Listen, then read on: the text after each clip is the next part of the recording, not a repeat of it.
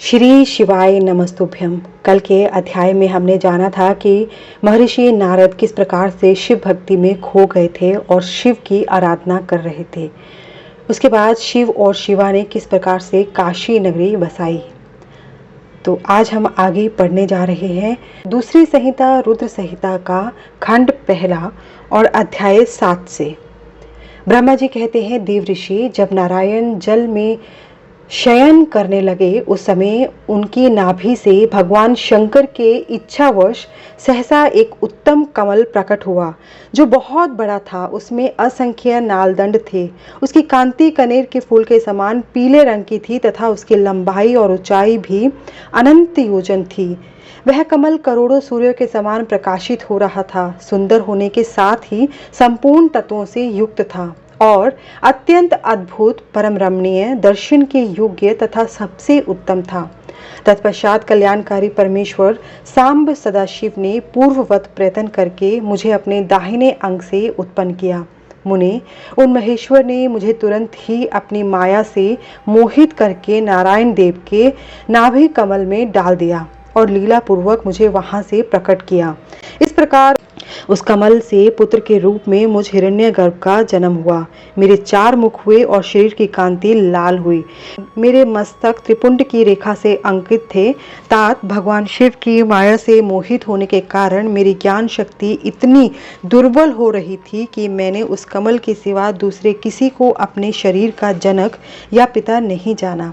मैं कौन हूँ, कहाँ से आया हूँ, मेरा कार्य क्या है, मैं किसका पुत्र हूँ और किसका पुत्र होकर उत्पन्न हुआ हूँ और किसने इस समय मेरा निर्माण किया है। इस प्रकार संशय में पड़े हुए मेरे नयन में यह विचार उत्पन्न हुआ, मेरे मन में यह विचार उत्पन्न हुआ, मैं किस लिए मोह में पड़ा हुआ हूँ। जिसने मुझे उत्पन्न किया उसका पता लगाना तो बहुत सरल है। इस कमल पुष्प का जो पत्र युक्त नाल है उसका उद्गम स्थान इस जल के भीतर नीचे की ओर है। जिसने मुझे उत्पन्न किया है वह पुरुष भी वही होगा, इसमें संशय नहीं है। ऐसा निश्चय करके मैंने अपने को कमल से नीचे उतारा। मुने, मैं उस कमल की एक एक नाल में गया और सैकड़ों वर्षों तक वहां भ्रमण करता रहा, किंतु कहीं भी उस कमल के उद्गम का उत्तम स्थान मुझे नहीं मिला। तब मुने संशय में पड़कर मैं उस कमल पुष्प पर जाने को उत्सुक हुआ और नाल के मार्ग से उस कमल पर चढ़ने लगा। इस तरह बहुत ऊपर जाने पर भी मैं उस कमल के कोश को न पा सका। उस दशा में मैं और भी मोहित हो उठा। मुने, उस समय भगवान शिव की इच्छा से परम मंगलमयी उत्तम आकाशवाणी प्रकट हुई जो मेरे मोह का विध्वंस करने वाली थी। उस वाणी ने कहा, तप अर्थात तपस्या करो। उस आकाशवाणी को सुनकर मैंने अपने जन्मदाता पिता का दर्शन करने के लिए उस समय पुनः प्रयत्न पूर्वक 12 वर्षों तक घोर तपस्या की। तब मुझ पर अनुग्रह करने के लिए 4 भुजाओं और सुंदर नेत्रों से सुशोभित भगवान विष्णु वहां सहसा प्रकट हो गए। उन परम पुरुष ने अपने हाथों में शंख, चक्र, गदा और पद्म धारण कर रखे थे। उनके सारे अंग सजल जलधर के समान श्याम कांति से सुशोभित थे। उन परम प्रभु ने सुंदर पीतांबर पहन रखा था। उनके मस्तक आदि अंगों में मुकुट आदि महामूल्यवान आभूषण शोभा पाते थे। उनका मुखारविंद प्रसन्नता से खिला हुआ था। मैं उनकी छवि पर मोहित हो रहा था। वे मुझे करोड़ों कामदेवों के समान मनोहर दिखाई दिए। उनका वह अत्यंत सुंदर रूप देखकर मुझे बड़ा आश्चर्य हुआ। वे सांवली और सुनहरी आभा से उद्भासित हो रहे थे। उस समय उन सत स्वरूप सर्वात्मा 4 भुजा धारण करने वाले महाबाहु नारायण देव को वहां उस रूप में अपने साथ देखकर मुझे बड़ा हर्ष हुआ। तदनंतर उन नारायण देव के साथ मेरी बातचीत आरंभ हुई। भगवान शिव की लीला से वहां हम दोनों में कुछ विवाद छिड़ गया। इसी समय हम लोगों के बीच में एक महान ज्योतिर्मय लिंग अर्थात अग्नि स्तंभ प्रकट हुआ। मैंने और श्री विष्णु ने क्रमशः ऊपर और नीचे जाकर उसके आदि और अंत का पता लगाने का बड़ा प्रयत्न किया, परंतु हमें कहीं भी उसका ओर या छोर नहीं मिला। मैं थक कर ऊपर से नीचे लौट आया और भगवान विष्णु भी उसी तरह नीचे से ऊपर आकर मुझे मिले। हम दोनों शिव की माया से मोहित थे। श्री हरि ने मेरे साथ आगे पीछे और अगल बगल में परमेश्वर शिव को प्रणाम किया। फिर वे सोचने लगे, यह क्या वस्तु है, इसके स्वरूप का निर्देश नहीं किया जा सकता, क्योंकि न तो इसका कोई नाम है और न कर्म ही है। लिंग रहित तत्व ही यहाँ लिंग भाव को प्राप्त हो गया है। ध्यान मार्ग में भी इसके स्वरूप का कुछ पता नहीं चलता। इसके बाद मैं और श्री हरि दोनों ने अपने चित्त को स्वस्थ करके उस अग्नि स्तंभ को प्रणाम करना आरंभ किया। हम दोनों बोले, महाप्रभु, हम आपके स्वरूप को नहीं जानते। आप जो कोई भी क्यों न हो, आपको हमारा नमस्कार है। महिषान, आप शीघ्र ही हमें अपने यथार्थ रूप का दर्शन कराइए। मुनि श्रेष्ठ, इस प्रकार अहंकार से आविष्ट हुए हम दोनों ही वहां नमस्कार करने लगे। ऐसा करते हुए हमें 100 वर्ष बीत गए। ब्रह्मा जी कहते हैं, मुनि श्रेष्ठ नारद, इस प्रकार हम दोनों देवता गर्व रहित हो निरंतर प्रणाम करते रहे। हम दोनों के मन में एक ही अभिलाषा थी कि इस ज्योतिर्लिंग के रूप में प्रकट हुए परमेश्वर प्रत्यक्ष दर्शन दे। भगवान शंकर दीनों के प्रतिपालक, अहंकारियों के गर्व को चूर करने वाले तथा सबके अविनाशी प्रभु हैं। वे हम दोनों पर दयालु हो गए। उस समय वहां उन सुर श्रेष्ठ से ओम ओम ऐसा शब्द रूप नाद प्रकट हुआ, जो स्पष्ट रूप से सुनाई देता था। वह नाद प्लुत स्वर में अभिव्यक्त हुआ था। जोर से प्रकट होने वाले उस शब्द के विषय में यह क्या है, ऐसा सोचते हुए समस्त देवताओं के आराध्य भगवान विष्णु मेरे साथ संतुष्ट चित्त से खड़े रहे। वे सर्वथा वैर भाव से रहित थे। उन्होंने लिंग के दक्षिण भाग में सनातन आदि वर्ण आकार का दर्शन किया, उत्तर भाग में ऊकार, मध्य भाग में मकार और अंत में ओम का इस नाद का साक्षात्कार दर्शन एवं अनुभव किया। दक्षिण भाग में प्रकट हुए आदि वर्ण आकार को सूर्यमंडल के समान तेजों में देखकर जब उन्होंने उत्तर भाग में दृष्टिपात किया, तब वहां ऊकार वर्ण अग्नि के समान दीप्तिशाली दिखाई दिया। मुनि श्रेष्ठ, इसी तरह उन्होंने मध्य भाग में मकार को चंद्रमंडल के समान उज्जवल कांति से प्रकाशमान देखा। तदनंतर जब उसके ऊपर दृष्टि डाली, तब शुद्ध स्फटिक मणि के समान निर्मल प्रभाव से युक्त तुर्यातीत अमल निष्कल निरूप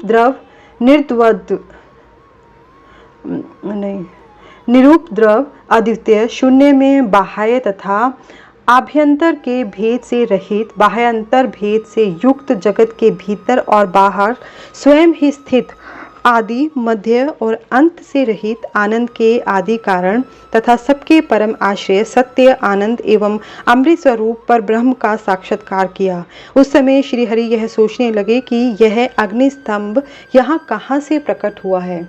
हम दोनों फिर इसकी परीक्षा करें। मैं इस अनुपम अनल स्तंभ के नीचे जाऊंगा। ऐसा विचार करते हुए श्री हरि ने वेद और शब्द दोनों के आवेश से युक्त विश्वात्मा शिव का चिंतन किया। तब वहां एक ऋषि प्रकट हुए, जो ऋषि समूह के परम सार रूप मैंने माने जाते हैं। उन्हीं ऋषि के द्वारा परमेश्वर श्री विष्णु ने जाना कि इस शब्द ब्रह्म में शरीर वाले परम लिंग के रूप में साक्षात परब्रह्म स्वरूप महादेव जी यहाँ प्रकट हुए हैं। ये चिंता रहित रुद्र है, अर्थात अचिंत्य रुद्र है। जहाँ जाकर मन सहित वाणी उसे प्राप्त किए बिना ही लौट आती है, उस परब्रह्म परमात्मा शिव का वाचक एकाक्षर प्रणव ही है। वे इसके वाच्यार्थ रूप हैं। वह परम कारण, रित, सत्य, आनंद एवं अमृत स्वरूप परात्पर परब्रह्म एकाक्षर का वाच्य है। प्रणव के एक अक्षर आकार से जगत के बीजभूत अंड जन्मा भगवान ब्रह्मा का बोध होता है। उसके दूसरे एक अक्षर ओकार से परम कारण रूप श्री हरि का बोध होता है और तीसरे एक अक्षर मकार से भगवान नील लोहित शिव का ज्ञान होता है। अकार सृष्टि करता है, ऊकार मोह में डालने वाला है और मकार नित्य अनुग्रह करने वाला है। मकार बोध्य सर्वव्यापी शिव बीजी अर्थात बीज मात्र के स्वामी हैं और अकार संज्ञक मुझ ब्रह्मा को बीज कहते हैं। उकार नामधारी श्री हरि योनि हैं। प्रधान और पुरुष के भी ईश्वर जो महेश्वर हैं, वे बीजी, बीज और योनि भी हैं। उन्हीं को नाद कहा गया है। उनके भीतर सबका समावेश है। बीजी अपनी इच्छा से ही अपने बीज को अनेक रूपों में विभक्त करके स्थित है। इन बीजी भगवान महेश्वर के लिंग से आकार रूप बीज प्रकट हुआ, जो ऊकार रूप योनि में स्थापित होकर सब और बढ़ने लगा। वह सुवर्ण में अंड के रूप में ही बताने योग्य था। उसका और कोई विशेष लक्षण नहीं लक्षित होता था। वह दिव्य अंड अनेक वर्षों तक जल में ही स्थित रहा। तदनंतर 1000 वर्ष के बाद उस अंड के 2 टुकड़े हो गए। जल में स्थित हुआ वह अंड अजन्मा ब्रह्मा जी की उत्पत्ति का स्थान था और साक्षात महेश्वर के आघात से ही फूटकर 2 भागों में बट गया था। उस अवस्था में उसका ऊपर स्थित हुआ सुवर्ण में कपाल बड़ी शोभा पाने लगा। वही द्युलोक के रूप में प्रकट हुआ था तथा जो उसका दूसरा नीचे वाला कपाल था वही यह 5 लक्षणों से युक्त पृथ्वी है। उस अंड से चतुर्मुख ब्रह्मा उत्पन्न हुए जिनकी क संज्ञा है। वे समस्त लोगों के सृष्टा हैं। इस प्रकार वे भगवान महेश्वर ही अ, उ और म इन त्रिविध रूपों में वर्णित हुए हैं। इसी अभिप्राय से उन ज्योतिर्लिंग रूप सदाशिव ने ओम ओम ऐसा कहा। यह बात यजुर्वेद के श्रेष्ठ मंत्र कहते हैं। यजुर्वेद के श्रेष्ठ मंत्रों का यह कथन सुनकर ऋचाओं और साम मंत्रों ने भी हमसे आदर पूर्वक कहा, हे हरे, हे ब्रह्मन, यह बात ऐसी ही है। इस तरह देवेश्वर शिव को जानकर श्रीहरि ने शक्ति संभूत मंत्रों द्वारा उत्तम एवं महान अभ्युदय से सुशोभित होने वाले उन महेश्वर देव का स्तवन किया। इसी बीच में मेरे साथ विश्वपालक भगवान विष्णु ने एक और भी अद्भुत एवं सुंदर रूप देखा। मुने वह रूप 5 मुखों और 10 भुजाओं से अलंकृत था। उसकी कांति कर्पूर के समान गौर थी। वह नाना प्रकार की छटाओं से छविमान और भांति भांति के आभूषणों से विभूषित था। उस परम उदार महापराक्रमी और महापुरुष के लक्षणों से संपन्न अत्यंत उत्कृष्ट रूप का दर्शन करके मैं और श्रीहरि दोनों कृतार्थ हो गए। तत्पश्चात परमेश्वर भगवान महेश प्रसन्न हो अपने दिव्य शब्द में रूप को प्रकट करके हंसते हुए खड़े हो गए। आकार उनका मस्तक और आकार ललाट है। इकार दाहिना और ईकार बाया नेत्र है। उकार को उनका दाहिना और ऊकार को बाया कान बताया जाता है। ऋकार उन परमेश्वर का दाया कपोल और रीकार बाया। लिरी और लिरी ये दोनों उनकी नासिका के दोनों छिद्र हैं। एकार उन सर्वव्यापी प्रभु का ऊपरी ओष्ठ है और एकार अधर। ओकार और औकार ये दोनों क्रमशः उनकी ऊपर और नीचे की 2 दंत पंक्तियां हैं। अंग और अह उन देवादि देव शूलधारी शिव के दोनों तालु हैं। क आदि 5 अक्षर उनके दाहिने हाथ हैं और च आदि 5 अक्षर उनके बाएं हाथ। ट आदि और त आदि 5-5 अक्षर उनके पैर हैं। पकार पेट है। फकार को दाहिना पार्श्व बताया जाता है। बकार को बायां पार्श्व। भकार को कंधा कहते हैं। मकार उन योगी महादेव शंभु का हृदय है। यह से लेकर स तक 7 अक्षर सर्वव्यापी शिव के शब्द में शरीर के 7 धातुएं हैं। हकार उनकी नाभि और क्षकार को मेंढ्र कहा गया है। इस प्रकार निर्गुण एवं गुण स्वरूप परमात्मा के शब्द में रूप को भगवती उमा के साथ देखकर मैं और श्री हरि दोनों कृतार्थ हो गए। बोलिए नमः शिवाय। इस तरह शब्द ब्रह्म में शरीरधारी महेश्वर शिव का दर्शन पाकर मेरे साथ श्रीहरि ने उन्हें प्रणाम किया और पुनः ऊपर की ओर देखा। उस समय उन्हें 5 कलाओं से युक्त ओमकार जनित मंत्र का साक्षात्कार हुआ। तत्पश्चात महादेव जी का ओम तत्वमसि यह महावाक्य दृष्टिगोचर हुआ, जो परम उत्तम मंत्र रूप है तथा शुद्ध स्फटिक के समान निर्मल है। फिर संपूर्ण धर्म और अर्थ का साधक तथा बुद्धि स्वरूप गायत्री नामक दूसरा महामंत्र लक्षित हुआ, जिसमें 24 अक्षर हैं तथा जो चारों पुरुषार्थ रूपी फल देने वाला है। तत्पश्चात मृत्युंजय मंत्र, फिर पंचाक्षर मंत्र तथा दक्षिणामूर्ति संज्ञक चिंतामणि मंत्र का साक्षात्कार हुआ। इस प्रकार 5 मंत्रों की उपलब्धि करके भगवान श्रीहरि उनका जाप करने लगे।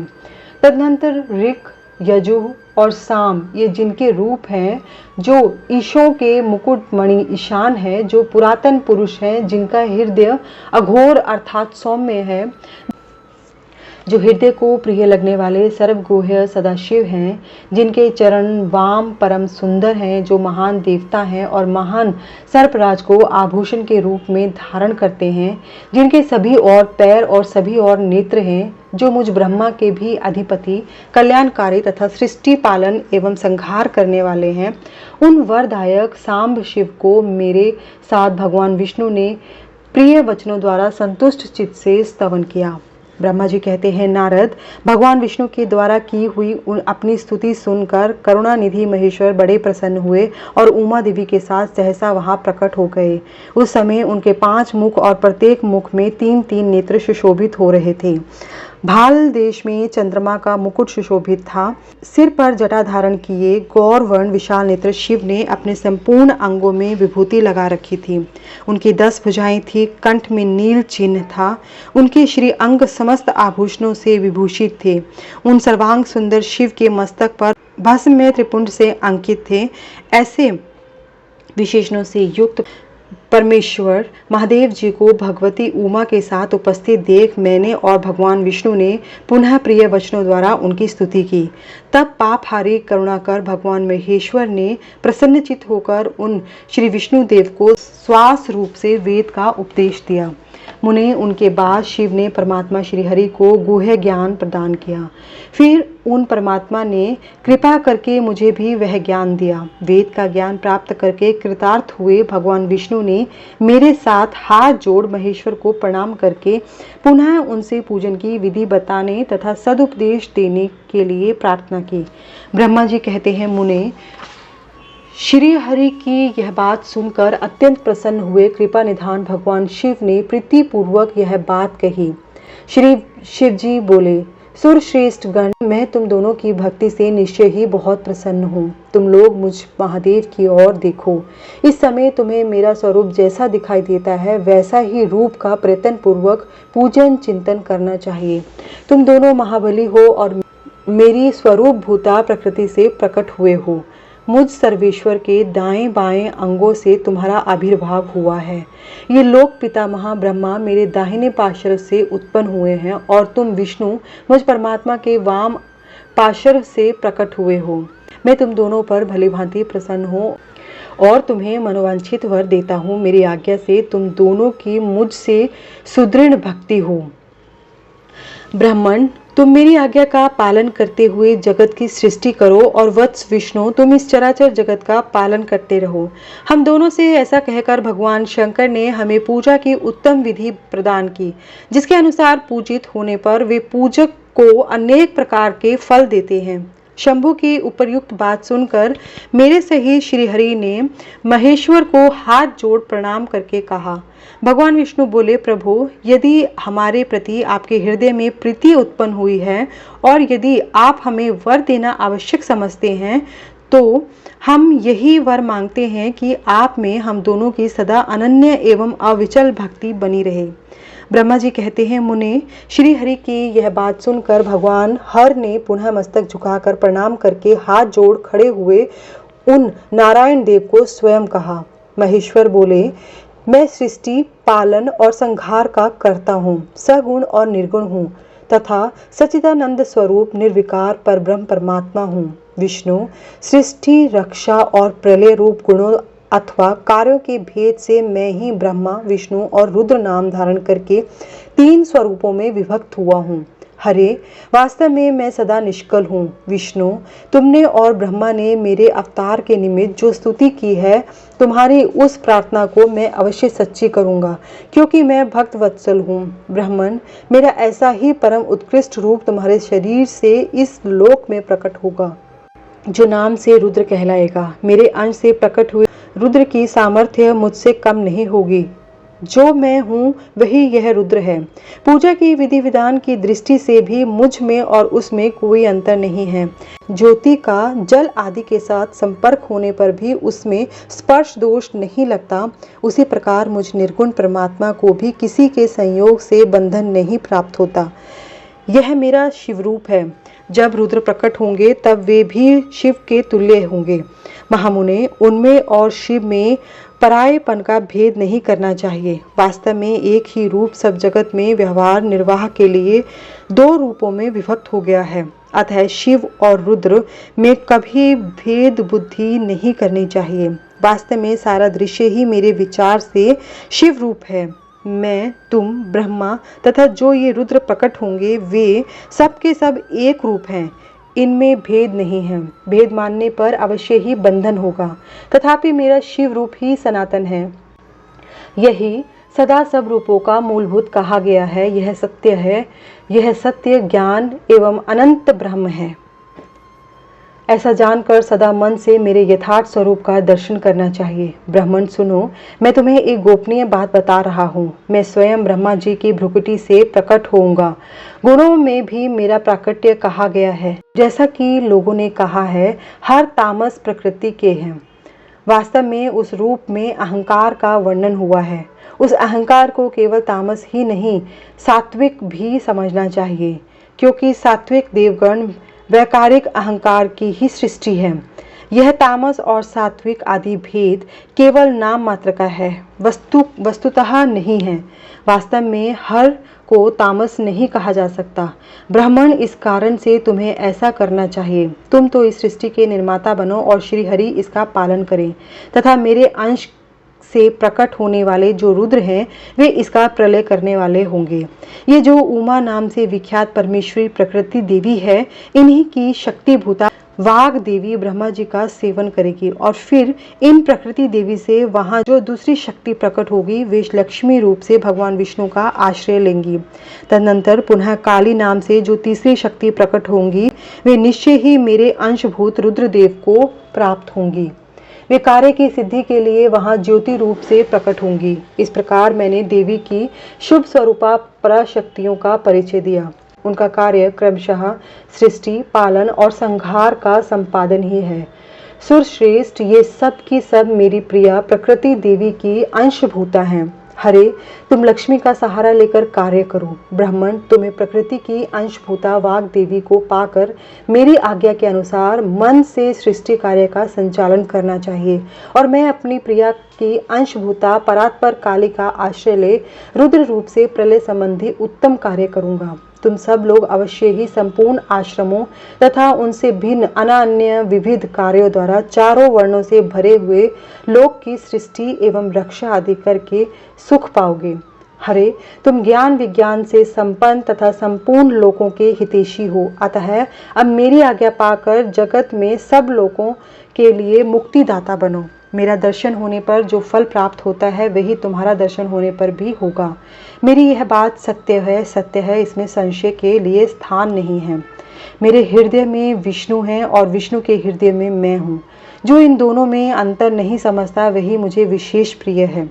श्री हरि मेरे बाएं अंग से प्रकट हुए हैं, ब्रह्मा का दाहिने अंग से प्राकट्य हुआ है और महाप्रलयकारी विश्वात्मा रुद्र मेरे हृदय से प्रादुर्भूत होंगे।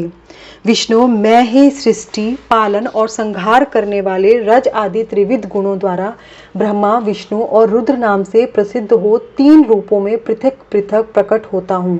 साक्षात शिव गुणों से भिन्न हैं। वे प्रकृति और पुरुष से भी परे हैं। अद्वितीय, नित्य, अनंत, पूर्ण एवं निरंजन परब्रह्म परमात्मा हैं। तीनों लोकों का पालन करने वाले श्री हरि भीतर तमोगुण और बाहर सत्वगुण धारण करते हैं। त्रिलोकी का संहार करने वाले रुद्रदेव भीतर सत्वगुण और बाहर तमोगुण धारण करते हैं। त्रिभुवन की सृष्टि करने वाले ब्रह्मा जी बाहर और भीतर से भी रजोगुणी ही हैं। इस प्रकार ब्रह्मा, विष्णु और रुद्र इन तीन देवताओं में गुण हैं, परंतु शिव गुणातीत माने गए हैं। विष्णु, तुम मेरी आज्ञा से इन सृष्टिकर्ता पितामह का प्रसन्नता पूर्वक पालन करो। ऐसा करने से तीनों लोकों में पूजनीय होगे। परमेश्वर शिव बोले, उत्तम व्रत का पालन करने वाले हरे विष्णु, अब तुम मेरी दूसरी आज्ञा सुनो। उसका पालन करने से तुम सदा समस्त लोकों में माननीय और पूजनीय बने रहोगे। ब्रह्मा जी के द्वारा रचे गए लोकों में जब कोई दुख या संकट उत्पन्न होता है तब तुम उन संपूर्ण दुखों का नाश करने के लिए सदा तत्पर रहना। तुम्हारे संपूर्ण दुस्सह कार्यों में मैं तुम्हारी सहायता करूंगा। तुम्हारे जो दुर्जय और अत्यंत उत्कट शत्रु होंगे उन सबको मैं मार गिराऊंगा। हरे, तुम नाना प्रकार के अवतार धारण करके लोक में अपनी उत्तम कीर्ति का विस्तार करो और सबके उद्धार के लिए तत्पर रहो। तुम रुद्र के ध्येय हो और रुद्र तुम्हारे ध्येय हैं। तुम में और रुद्र में कुछ भी अंतर नहीं है। जो मनुष्य रुद्र का भक्त होकर तुम्हारी निंदा करेगा उसका सारा पुण्य तत्काल भस्म हो जाएगा। पुरुषोत्तम विष्णु तुमसे द्वेष करने के कारण मेरी आज्ञा से उसको नरक में गिरना पड़ेगा। यह बात सत्य है, इसमें संशय नहीं है। तुम इस लोक में मनुष्यों के लिए विशेषतः भोग और मोक्ष प्रदान करने वाले और भक्तों के ध्येय तथा पूज्य होकर प्राणियों का निग्रह और अनुग्रह करो। ऐसा कहकर भगवान शिव ने मेरा हाथ पकड़ लिया और श्री विष्णु को सौंपकर उनसे कहा, तुम संकट के समय सदा इनकी सहायता करते रहना, सबके अध्यक्ष होकर सभी को भोग और मोक्ष प्रदान करना तथा सर्वदा समस्त कामनाओं का साधक एवं सर्वश्रेष्ठ बने रहना। जो तुम्हारी शरण में आ गया वह निश्चय ही मेरी शरण में आ गया। जो मुझ में और तुम में अंतर समझता है वह अवश्य नरक में गिरता है।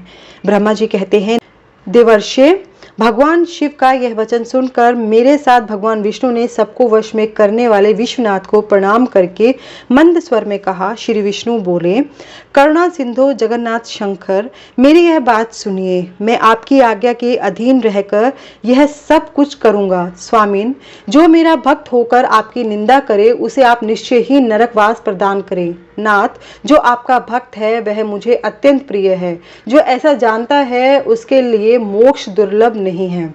श्री हरि का यह कथन सुनकर दुखारी हर ने उनकी बात का अनुमोदन किया और नाना प्रकार के धर्मों का उपदेश देकर हम दोनों के हित की इच्छा से हमें अनेक प्रकार के वर दिए। इसके बाद भक्त वत्सल भगवान शंभु कृपा पूर्वक हमारी ओर देखकर हम दोनों के देखते देखते सहसा वहीं अंतर्धान हो गए। तभी से इस लोक में लिंग पूजा का विधान शुरू हुआ है। लिंग में प्रतिष्ठित भगवान शिव भोग और मोक्ष देने वाले हैं। शिवलिंग की जो वेदी या अर्घा है वह महादेवी का स्वरूप है और लिंग साक्षात महेश्वर हैं। लय का अधिष्ठान होने के कारण भगवान शिव को लिंग कहा गया है, क्योंकि उन्हीं में निखिल जगत का लय होता है।